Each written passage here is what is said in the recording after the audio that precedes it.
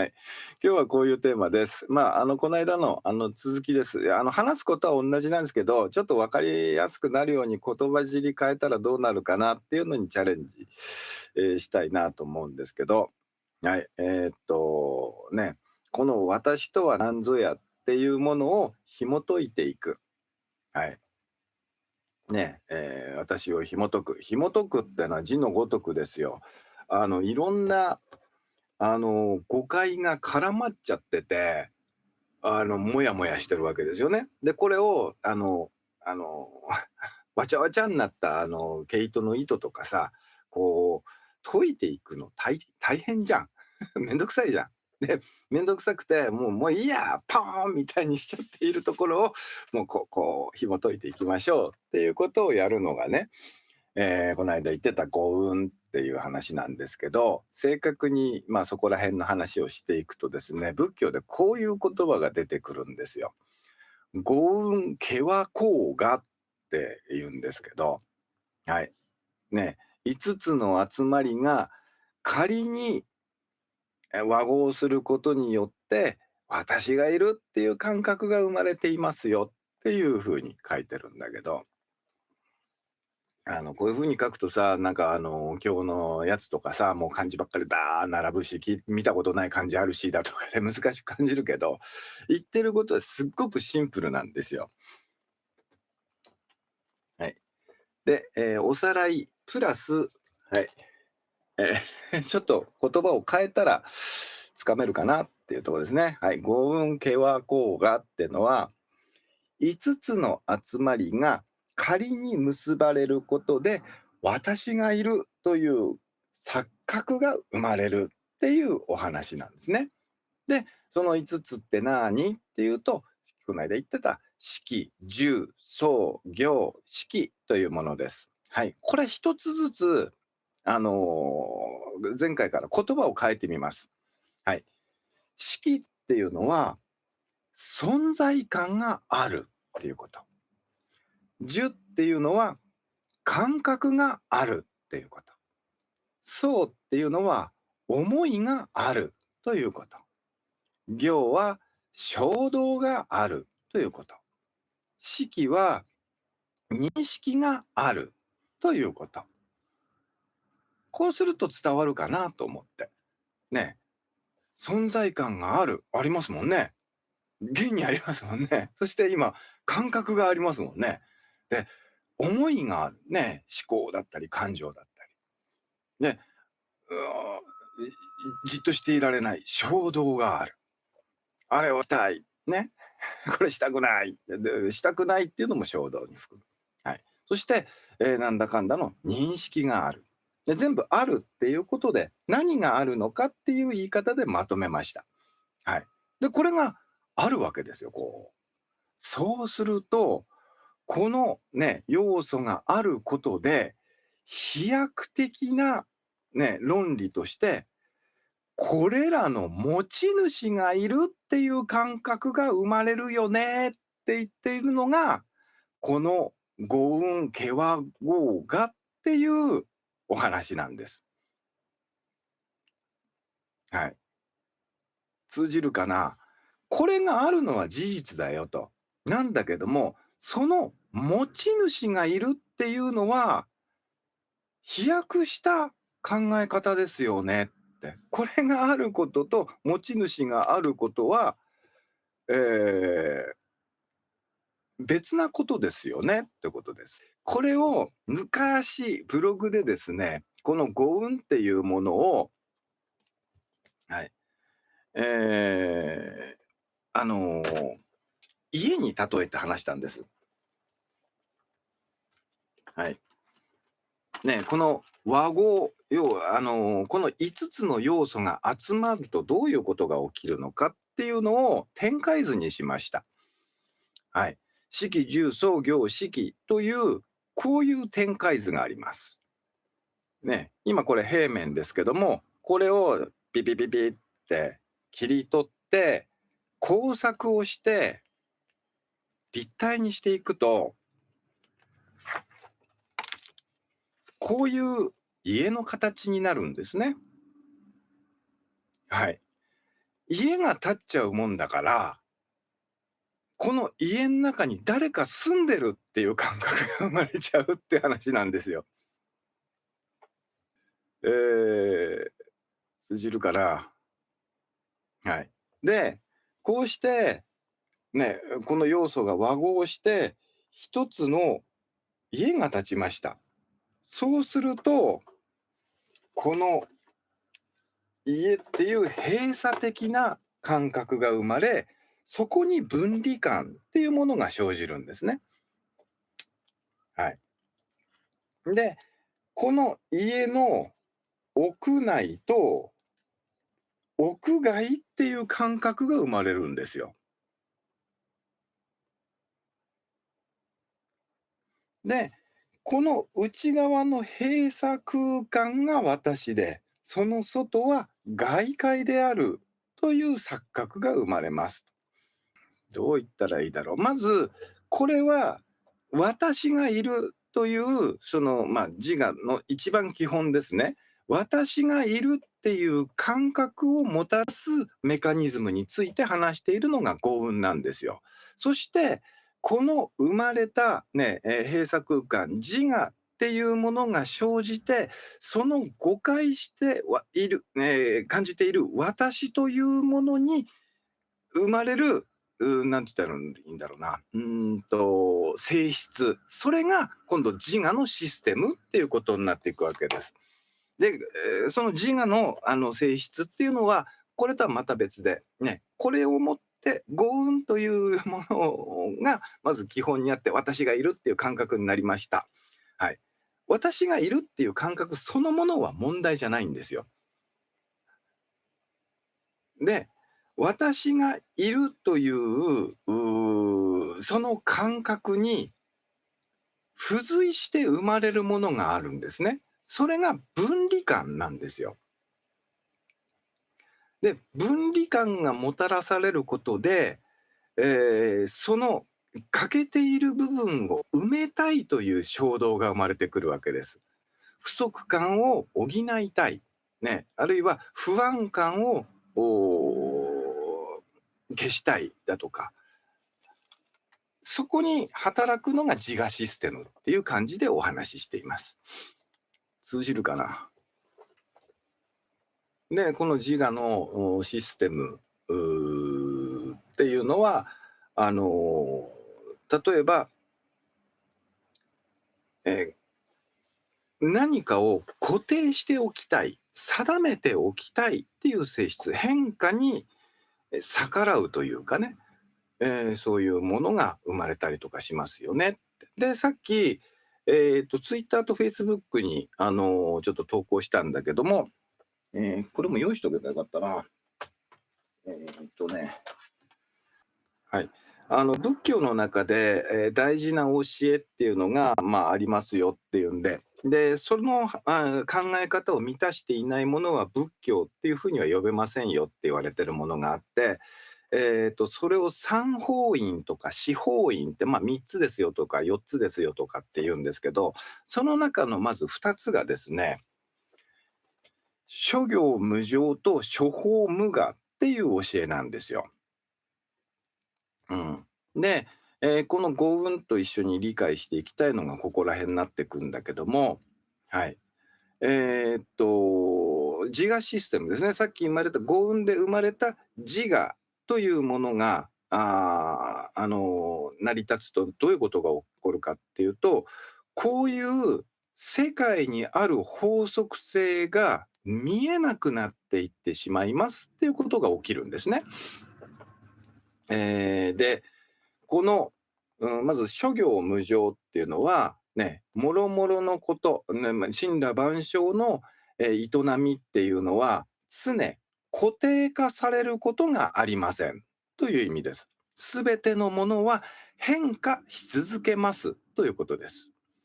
で、これは、ありとあらゆるものには実体がありませんっていうことなんですね。固定されているものがないから。はい。で、私っていう固定されたものがね、中に入ってるっていう勘違いが生まれてしまうから、そこで人はこういう誤解をしてしまうわけです。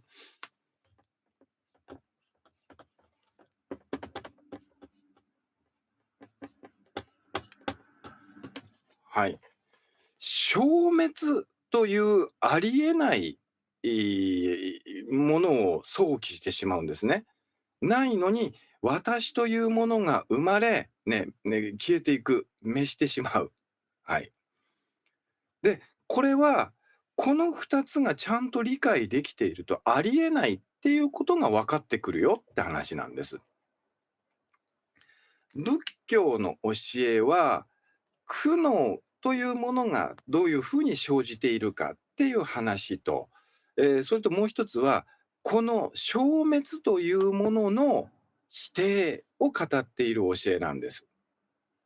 はい。みんな、どこかやっぱり死にたくない、死にたくないってなっている、この死っていうのは、私というものが消えてしまうことがあると思ってるわけです。ね。で、ここに大きく死んだ後の世界っていう風な発想が、自我を経由して、いくとね、2通り出てくるんですよ。死をもって、私というものが断滅してしまう。ね、もう本当に無に帰するっていう、考え方と、いやいやいや、体は朽ちても何がしかが継続するという考え方。これ、どっちも間違いですよって言っているのが、この教えなんです。はい。で、諸行無常と諸法無我。これを、じゃあちょっと説明してみましょうか。はい。もう一回意味を簡単に言いますよ。諸行無常は、ありとあらゆるものは変化し続けるという性質を帯びています。それ以外の存在は一切ありません。ということです。そうですよね。普通に観察して、宇宙で変化していないものを見つけることは不可能ですよね。これがもうわからないってなると話が進まないんだけども。はい。変化のね、すっごくゆっくりで変化してなさそうに見えるものでも変化しているよっていうことです。はい。で、変化するんだから、その中に何かが、固定されているものがあるはずがありませんっていう、この2つセットです。ここまでまずよろしいでしょうか。はい。これをもって、どうやって話そうかな。うーん。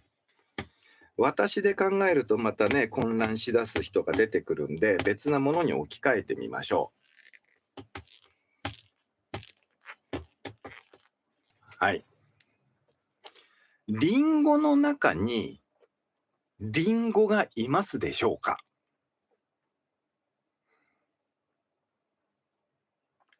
人はこの体の中に私がいるっていうわけだよね。じゃあ、リンゴの中にリンゴいるでしょうか？そして、このリンゴは生まれたり死んだりするでしょうか？っていうことなんですよ。はい。この前と後が欠落していることで、誤解が生じちゃってますよねって。例えば、こうなる前は、お花だったっていうね、ちょっとリンゴの花どんなのか忘れちゃったけど、お花だったっていう時がある。まだ実になる前があるわけですよ。ね。突然実がポンって現れたわけじゃないわけですよね。変化のプロセスの中にこれがあるわけです。で、これが例えば腐ったりだとか、僕たちのこ胃袋の中に入ったりだとかっていうことになるわけだよね。で、この形は消えたとしても、滅したんじゃなくって、ね、例えば切るっていうことで形が変化する。それがね、僕たちが食べるっていうことで、口からこう入って胃に行ってっっていうふうに変化していって、さらにこれが分解されるっていうことは、消えるではないですよね。変化するですよね。ね、そのどこにもリンゴっていう実体はないよねって話なんです。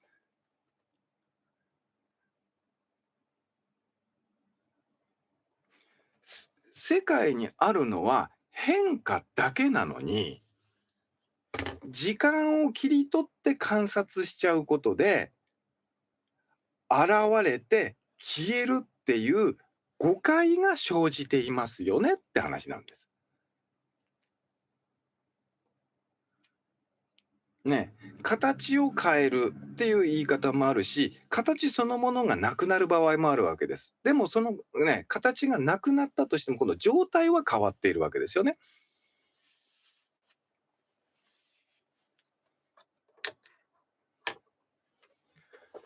ついてこれますか？何度も何度も状態はあるけども、実態はありませんよって言っていること、理解、になりますでしょうか？ろうそくっていうのは、ね、炎が例えばもう、ピタッと止まってね、スーッと形が揺れもせず、ね、固定されて見える時もあるんですよ。でも、あれってずーっと状態が変化し続けているのを炎として現れになってるわけだよね。で、ろうそくとして形を持っていたものも、ね、熱というエネルギーに状態を変化して、消えたように見えても状態としてはあり続けてるわけだよね。うん。ね。だからろうそく瞑想、ね、キャンドル瞑想のいいところっていうのは、ものすごく客観的に、ああ、そういうことかって気づきが起こりやすいのはなぜかっていうと、まさにその諸行無常と諸法無我を、もうそのものとして観察できているからなんですよ。本当だってなるわけですよ。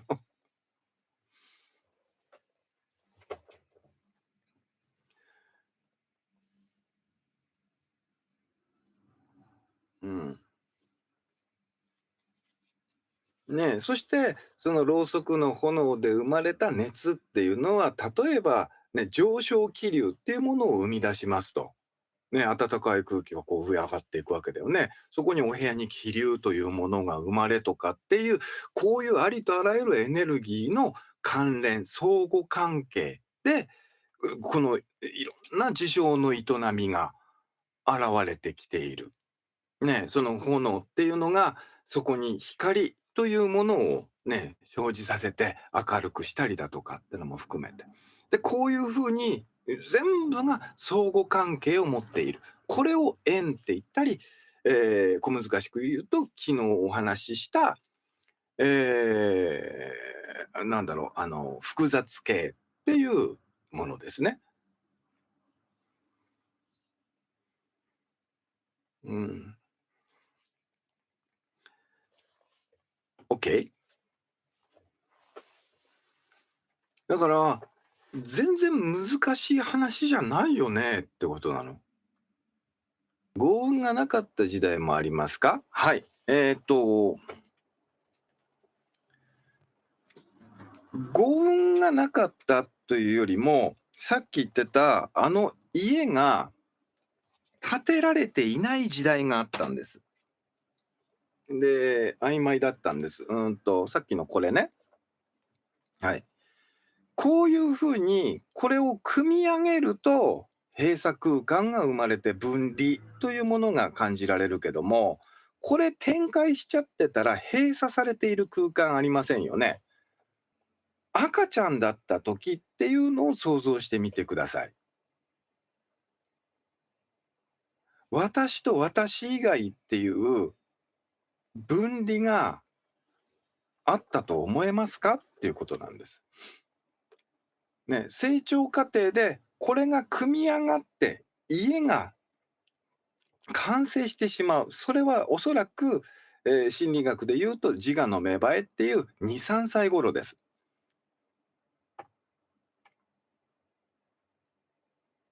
お伺いします。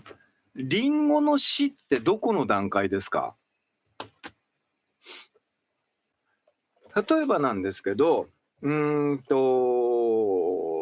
の死というものを命の終わりと考える人がいるわけですよ。それ絶対ないんですよ。あのいや、北斎さんって、そういうことじゃなくって、普通に考えてくださいと。ね、いや、そういう宗教的な、スピリチュアル的な話じゃなくて、一般的な感覚の死はわかるじゃないですか。それはねって、心臓が止まり、ね、呼吸が止まり、脳波が止まっているって、それはあるでしょっていうわけですよ。で、それを死と呼んでるんですよっていう人に言いたいのは、じゃあ、クラゲって死んでんですかって話なんですよ。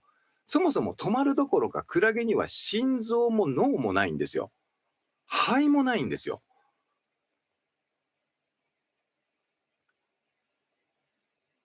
肉体の死がないっていう以前に、死というものがないんですよ。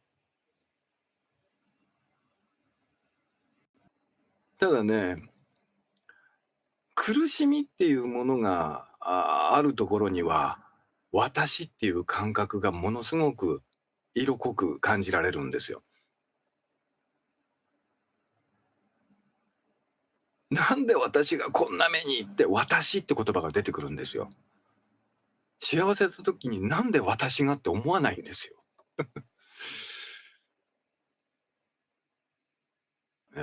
ご運って邪魔ですね。って邪魔ですかね？だから、理解してないから問題なんですよ。道具があっても、その道具の使い方がわからないで怪我をして、ああ、こんなものない方がいいって言って、だからその道具の使い方がちゃんと分かっていたら、とても便利なものになるわけですよ。まず、一番最初の気づきとして必要なのは、無知の知っていう部分で、ね、まず言葉は知っていても、うーん、言葉が指しているものを知ってはいないという、この事実をまず認めることなんですよ。で、この言葉は何を指してるんだろうか、何を指してるんだろうか、あれ、何も分かってなどいなかったじゃないかと。何も分かっていないのに、問題を具体的にそれを本物だと思えてたのはなぜなんだってことになってくるわけですよ。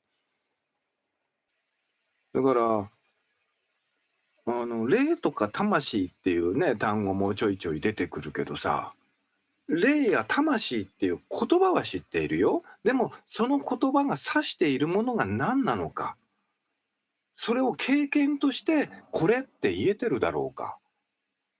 経験、見たことも触れたこともないもの、名前だけ、名称だけ知っているって、で、それを存在しているかのように語るのは何なのかっていう。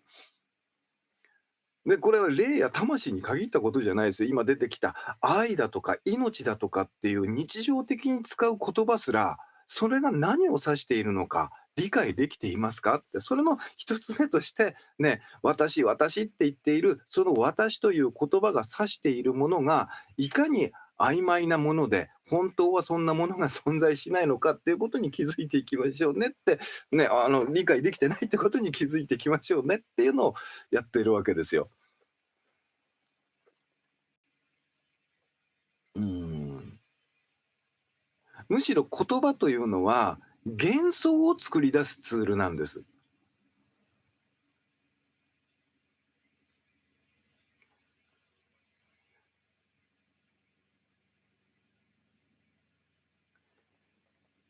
幻想を作り出す道具を用いて幻想から覚めようとしてるわけです。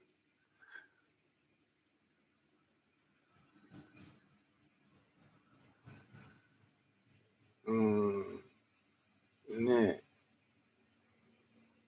まず大事なのは、知っていることじゃなくって、いかに知っているつもりになっているかっていうことへの気づきなんですよ。はい。今日もお付き合いありがとうございました。そういえば